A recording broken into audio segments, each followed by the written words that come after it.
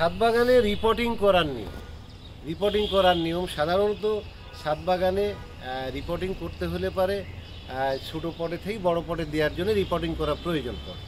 তো যদি এই জন্যে বছরে বছরে যদি রিপোর্টিং করতে হয় তাহলে মাথার দিকে প্রস্থ বেশি, এই রকম ডায়ামিটার বেশি, এরকম টব দরকার। যেমন এই টবটার মাথার দিকে ডায়ামিটার বেশি কিন্তু নিচে ডায়ামিটার কম, তাহলে এটা রিপোর্টিং করা খুব সহজ হবে। রিপোর্টিং করতে হলে এই গাছটা আপনার এরকম করে নিয়ে এরকম যদি করা যায় তাহলে এটা খুলে যাবে। এই যে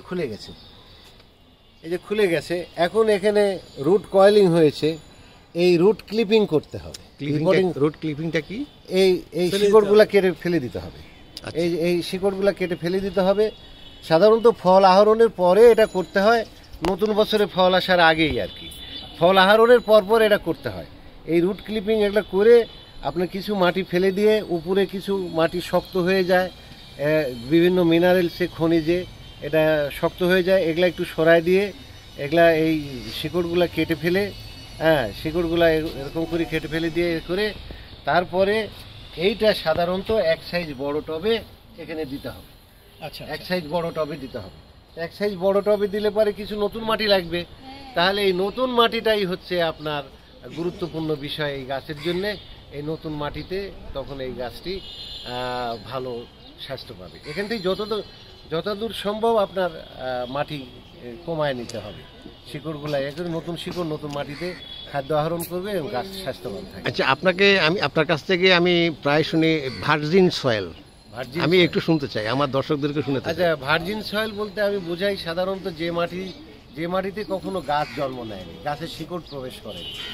আপনার এই যে ঢাকা শহরে সাধারণত বিল্ডিং হয়, হাই রাইজ বিল্ডিং হয়, তাহলে মাটি খনন করে যে মাটিগুলো পাওয়া যায় সেখানে কিন্তু গাছের কোনো শিকড় নেই।